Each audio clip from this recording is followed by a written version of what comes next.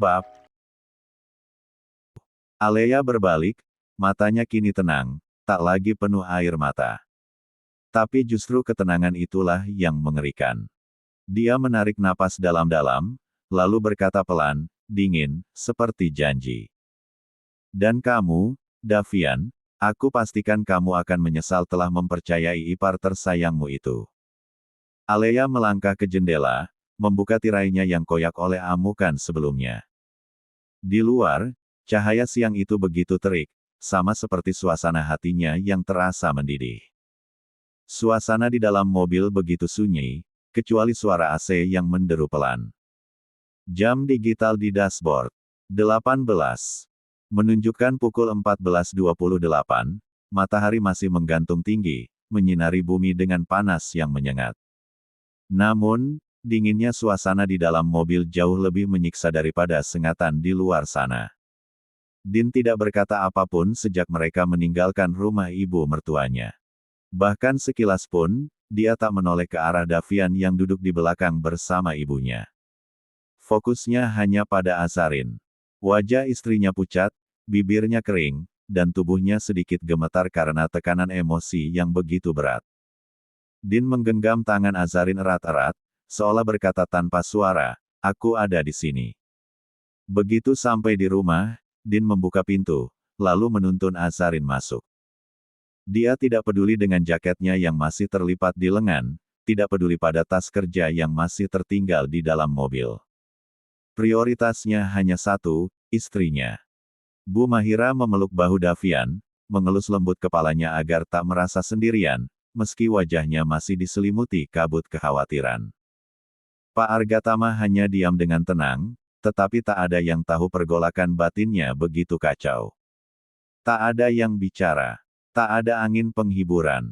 Hanya langkah kaki yang berat menyusuri lantai marmer rumah itu, hingga tawa lirih yang terdengar getir. Terlalu nyaring dalam sunyi yang pekat. Tawa yang membuat Dean yang telah sampai di depan pintu kamar bersama Azarin berhenti. Dia menoleh perlahan, napasnya sedikit memburu. Pak Argatama dan Bu Mahira saling pandang. Mereka tahu, ledakan sedang menunggu untuk meledak. Davian berdiri di tengah ruang tamu, tersenyum hambar. Matanya berkaca, namun bibirnya menyungging. Tawa. Lucu? Ya, ucapnya, pelan tapi terdengar jelas. Lucu sekali takdirku. Baru kali ini aku merasa benar-benar sendirian. Dean memutar tubuhnya. Tatapannya tak langsung tajam, tetapi perlahan mengeras. Davian melangkah 2 langkah ke depan. Aku pikir, saat seseorang ingin membangun masa depan, semua orang akan mendukung.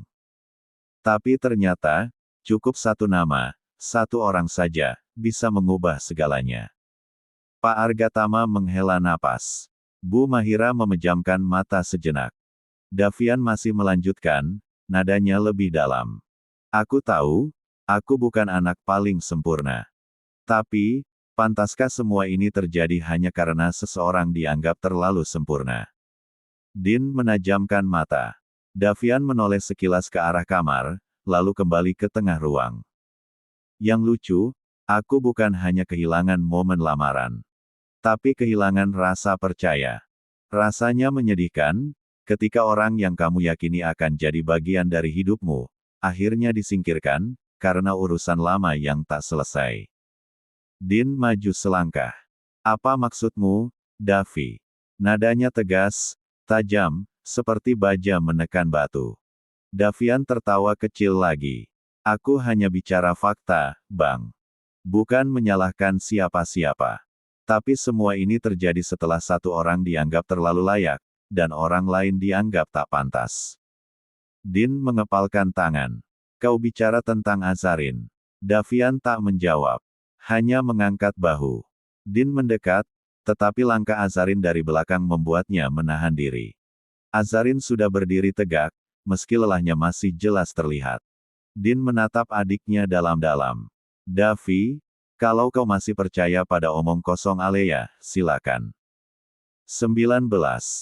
Tapi jangan sesekali kau menaruh tuduhan pada istri yang bahkan tak membuka suara untuk membela dirinya. Semua yang terjadi, itu karena kebohongan.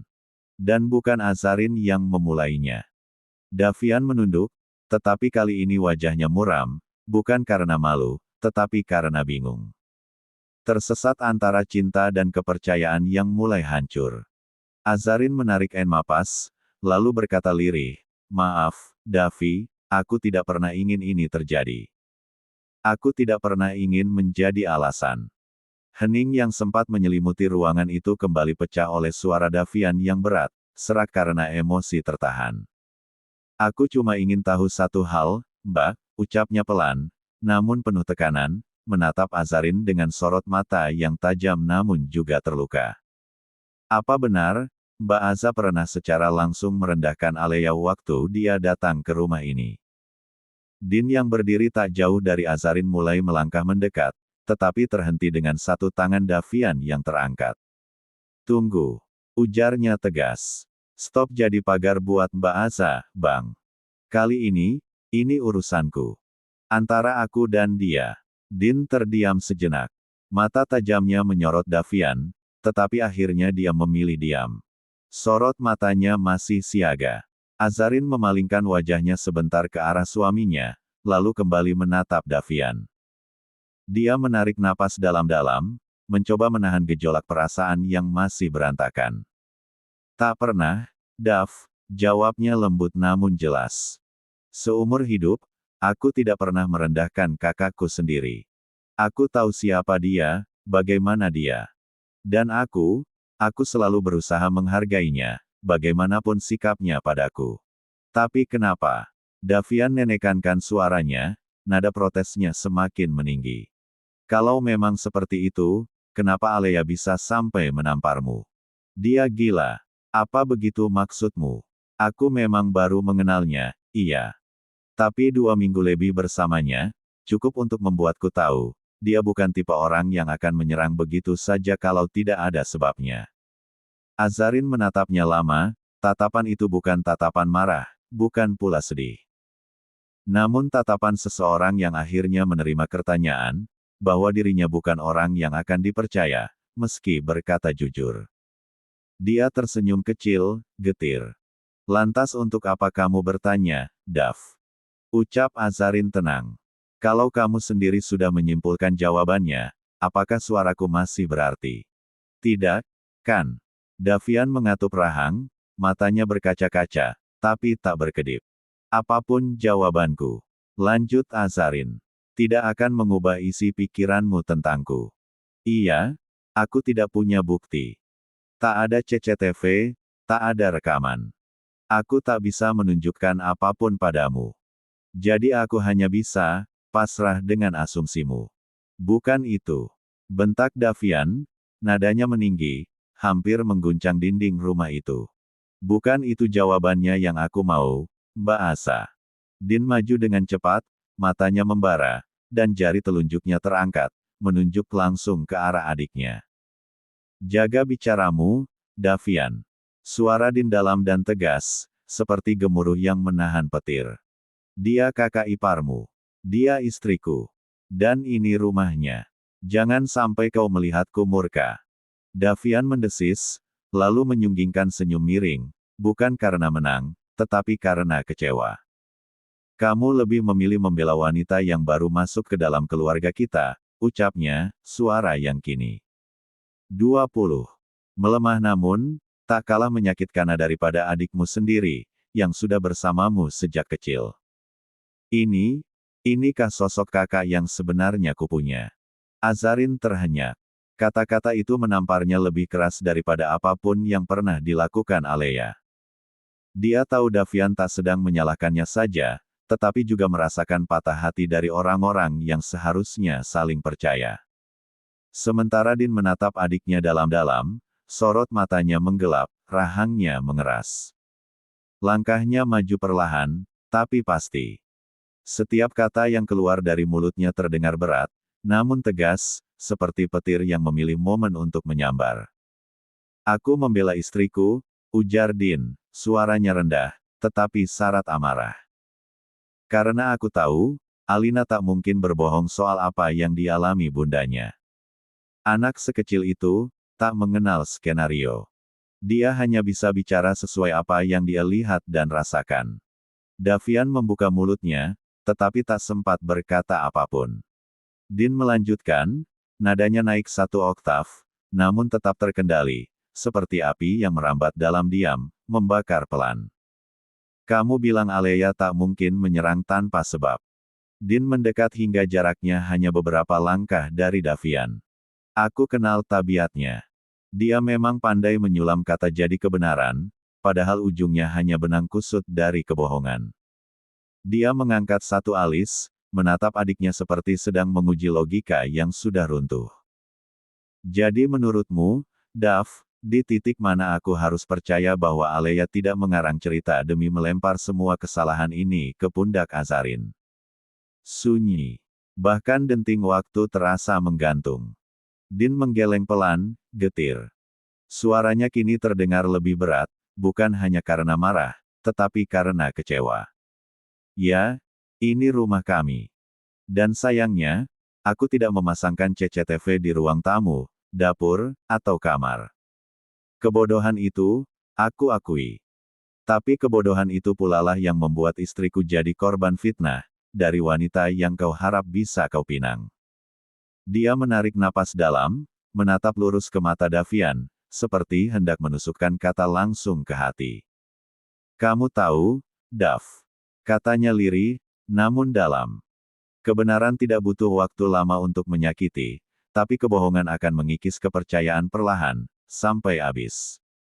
Dan ketika kepercayaan hilang, hubungan apapun tak ada artinya.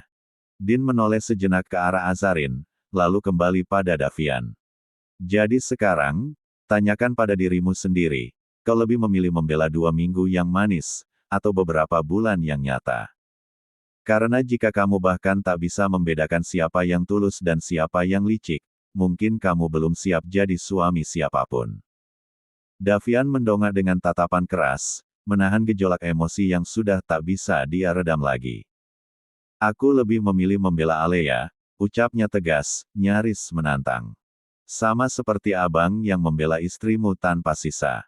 Din menajamkan pandangannya, tetapi belum sempat menjawab, Davian lebih dulu melanjutkan, nadanya dingin dan menghujam. Aleya bukan orang gila yang tiba-tiba menamparkan tanpa sebab. Dia memang emosional, tapi dia bukan tanpa alasan. Dan Mbak Asa, dia juga manusia, bukan malaikat. Dia bisa marah, bisa kecewa, bisa berkata-kata yang 21. Menyakitkan. Davian lalu memutar tubuh sedikit, menatap Azarin langsung. Mbak Aza bahkan sempat mengirim pesan ke Aleya sebelum kejadian itu terjadi. Aku tahu itu, Aleya sejak awal sudah jujur padaku. Azarin membelalak. Bibirnya terbuka, ingin menjelaskan soal ajakan bertemu waktu itu. Bahkan dia beruntung, karena waktu itu dia diam-diam merekam semuanya tanpa ada yang terlewatkan. Namun, sebelum dia sempat bersuara, Davian kembali menabraknya dengan kata-kata yang lebih tajam. Jadi, setelah semua itu, bagaimana bisa aku mempercayaimu sepenuhnya? Bagaimana bisa aku percaya bahwa kamu tidak memancing amarah Aleya? Azarin terpaku. Napasnya memburu, matanya mulai memanas oleh luka dan kelelahan. Lalu Davian menoleh lagi ke arah kakaknya. Sorot matanya sudah tak lagi tunduk, tetapi melawan. Kalau Bang Din bisa membawa Mbak Aza masuk ke keluarga kita, ucapnya tajam, maka aku juga punya hak yang sama untuk membawa Aleya masuk. Ruangan mendadak terasa lebih panas, meski waktu masih menunjukkan pukul 2:30 sore. Apa bedanya? Sama-sama memiliki masa lalu. Sama-sama pernah menikah dan disia-siakan. Lanjut Davian, suaranya kini lantang, tetapi getir. Jadi, keputusan ini, keputusanku, tidak ada yang bisa mengganggu-gugat. Dia menatap Din dalam-dalam. Kalau mau protes, silakan. Tapi aku tidak akan peduli. Karena kalian pun tidak peduli dengan sisi ceritaku. Sudah kukatakan sejak tadi. Suara Din membelah ruangan, keras dan tak terbendung. Kamu memilih menikahinya. Maka silakan angkat kaki dari keluarga Argatama, Davi. Telunjuknya mengarah lurus ke dada adiknya. Perusahaan keluarga kita, semua bisa hancur hanya karena satu orang yang kamu bela mati-matian. Kamu tak sadar sedang membawa ular berbisa ke dalam lingkaran kita. Davian mengeraskan rahangnya. Matanya menyala, napasnya memburu. Kamu tidak punya hak mengatakan itu, Bang. Serunya dengan suara bergetar. Papa dan ibulah yang berhak membuangku, bukan kamu. Kata-kata itu membakar udara yang sudah pengap oleh amarah. Perdebatan itu pun meledak. Kata demi kata kasar mulai keluar dari mulut Davian, mengikis rasa hormat dan ikatan darah. Din, yang selama ini menahan diri, akhirnya kehilangan kendali. Satu pukulan melayang. Davian terhuyung, tetapi dia tidak tinggal diam. Emosi mengaburkan akalnya, dan dia membalas pukulan itu dengan dendam yang sudah tertimbun lama. Namun, brak, semuanya terjadi terlalu cepat. Pukulan yang ditujukan ke Din malah meleset dan mendarat tepat di perut Azarin, yang tanpa sengaja melangkah maju, ingin menghentikan mereka. Aza! Teriak Din, suara yang menggetarkan seluruh rumah. Tubuh Azarin langsung terhuyung ke belakang lalu jatuh membentur lantai marmer. Tangannya refleks memegang perutnya yang terasa sesak, sementara napasnya mulai terputus-putus. Pak Argatama bergerak lebih cepat dari siapapun. 22. Davian. Bentaknya sambil menarik bahu putra bungsunya dengan kekuatan yang tak biasa. Suaranya menggema, penuh kemarahan dan kekecewaan. Apa yang kamu lakukan? Hah? Davian tercekat. Wajahnya seketika pucat saat sadar pukulannya tidak mengenai Din, tetapi Azarin. Sementara itu, Bu Mahira sudah terduduk di samping menantunya, menggenggam tubuh Azarin yang gemetar hebat. Astagfirullah, Aza, napas, tarik napas pelan-pelan, nak. Bisik Bu Mahira panik, air mata membanjiri wajahnya. Din segera berlutut, wajahnya pucat, tak percaya. Sayang, lihat aku, Aza. Tangannya menggenggam tangan istrinya yang dingin. Azarin hanya menggeleng lemah, tangis menetes dari sudut matanya. Aku, sesak, Mas. Din langsung menoleh ke arah pengasuh Alina yang baru kembali dari taman belakang. Panggil ambulans. Sekarang. Teriaknya. Davian berdiri terpaku, tak mampu bergerak. Wajahnya pucat pasi, bibirnya bergetar. Tangan yang tadi mengepal kini perlahan terkulai lemah di sisi tubuhnya. Pak Argatama menatap putra bungsunya dengan tatapan yang belum pernah Davian lihat seumur hidupnya. Tatapan seorang ayah, yang baru saja kehilangan kepercayaannya. Silakan urus hidupmu sendiri, Davi. Lakukan apapun yang kamu inginkan, termasuk menikahi wanita yang kamu anggap baik itu. Papa tidak lagi ikut campur, ujar pria parubaya itu dengan lemas, syarat penuh kekecewaan. Apa yang Din katakan, akan Papa pertimbangkan. 23. Di lorong panjang rumah sakit, suasana terasa begitu mencekam. Suara roda ranjang besi menggema, menghantam lantai ubin dengan kecepatan yang menggambarkan betapa gentingnya keadaan. Azarin terbaring lemah, wajahnya pucat, mata setengah terpejam. Din menggenggam tangannya erat, tak henti memanggil-manggil nama istrinya, setengah berlari mengikuti para perawat yang mendorong ranjang menuju instalasi gawat darurat. Sayang, bertahan, kumohon. Kamu kuat, kan? Jangan tinggalin aku, Aza. Jangan sekarang. Suara Din pecah, terbata di antara isakannya. Setibanya di depan pintu IGD, seorang dokter langsung menahan tubuh Din. Maaf, Pak. Bapak tidak bisa ikut masuk. Kami harus segera menangani pasien. Tidak. Saya suaminya, saya harus. Percayakan pada kami. Tolong tenang dulu di ruang tunggu. Tegas sang dokter, sebelum pintu IGD menutup rapat di depan wajah Din. Din berdiri membeku beberapa detik, lalu tubuhnya merosot ke lantai. Tangisnya meledak. Dada sesak, tubuhnya bergetar, kepalanya menunduk dalam-dalam. Di ujung lorong, suara tangisan anak kecil ikut menambah sesak suasana. Bunda, aku mau Bunda. Jerit Alina dalam pelukan Mbak Santi, pengasuhnya.